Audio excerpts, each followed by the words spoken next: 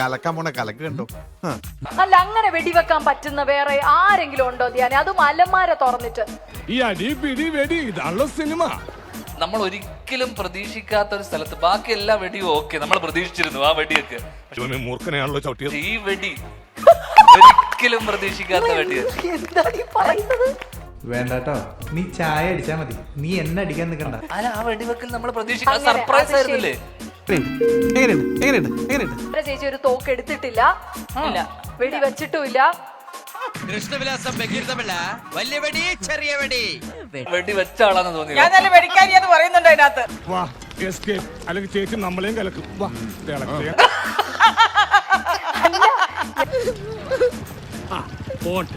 അവരൊരു കോമഡി പറഞ്ഞു. എന്തിനാ ഈ രാത്രി കൂളിംഗ് ഗ്ലാസ് വെച്ചിരിക്കുന്നത്? നിന്റെ സംശയം സത്യം.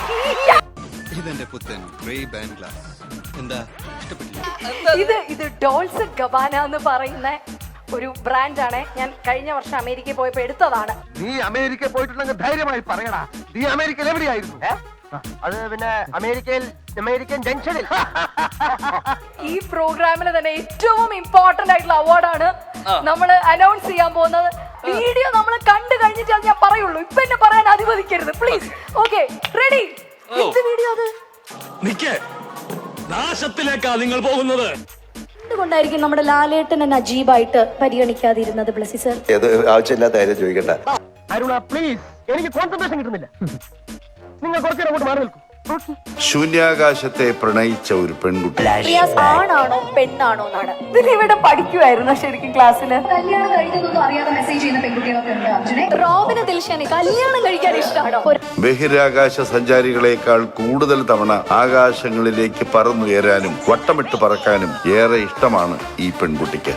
അതങ്ങനെ വരൂ, അതങ്ങനെ സംഭവിക്കൂ. ഞങ്ങളുടെ ഈ ഏജിലുള്ള കല്യാണം കഴിക്കുന്നവരോട് സാറിന് ഒരു അഡ്വൈസ് തരാൻ പറഞ്ഞാൽ സാർ എന്തായിരിക്കും തരിക? ഇപ്പൊ എന്റെ അടുത്താണെങ്കിലും നിങ്ങളെപ്പോലുള്ള കുട്ടികളോട് കല്യാണം കഴിക്കേണ്ടതേ ഞാൻ പറയുള്ളൂ.